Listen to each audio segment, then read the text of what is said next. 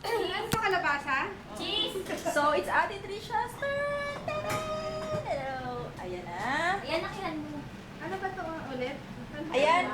Titikman niya yung kalabasa ice Kalabasa cream. na parang cheese. So, let's see.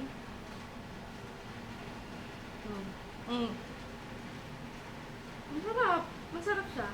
Masarap siya. Masarap. Anong lasa? Lasa yung kalabasa, may mumu kasi kalabasa eh. Kalasaan. Ayan o. Kalabasa. Ayan o. May namumuong kalabasa daw kasi. So, nasa kalabasa kasi. Sarap eh. Dito sa ano, sa mga bata. Parang hindi Kaya nila nagtanong ko maano. siya kung paano gagawin. Oh, hindi. Para makainin ko yung pamangkin ko Hindi ng nalalasahan ng ice kalabasa. cream. So, kung i-rate, mo siya from 1 to 10, anong rate? 10. Wow! Kita mo? Sarap Kita mo na. na? Grabe! Ang taas niya mag-rate. Hala ko ito yung mga ano mo, Marcia's Galingan. Kaya nga sabi ko kanina, wow, leche flan, yung pala. Hindi may na ganyan. So, up next is yung dragon fruit. Hindi nga mo eh. Ano na? May talaga. So, Kainin mo na yan. Favorite mo yung ube. Ube. Ube, no?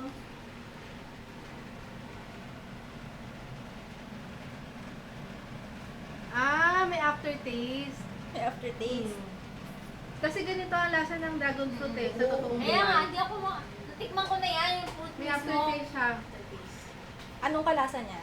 Sa ibang pagkain, similar taste. Parang ano, parang Indian. Ako, alam ko na, naalala, parang yung nakain ko mousse cake sa ano, sa Guys, Kenny para daw Rogers. Indian yung lasa. Yung- Indian, anong bang lasa ng Indian? Parang may ano tawag doon yung maano yun, mahango sa ano.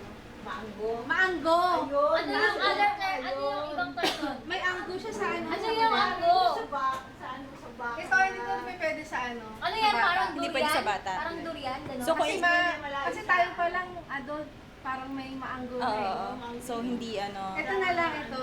Yan yung, Oo, yan yung yan. panalo. Yan yung panalo. Panalo para sa yay! Yay! Avocado. Pero ano ang rate mo doon sa dragon fruit?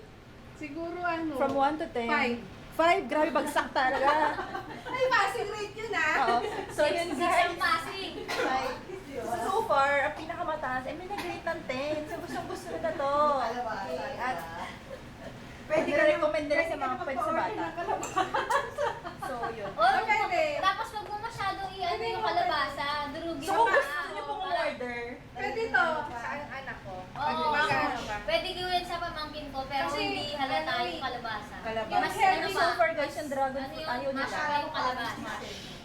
Mga ano lang ko, Mahilig sa ice cream kasi. hindi Parang pumapasa ang healthy siya, lasa. no? May aftertaste daw kasi. So, Si Jonalyn Order ka na. na. so ayan na po. Avocado ko ha, favorite ko. Biglang ayan na po, biglang nagkaroon ng mga orders. Jennifer!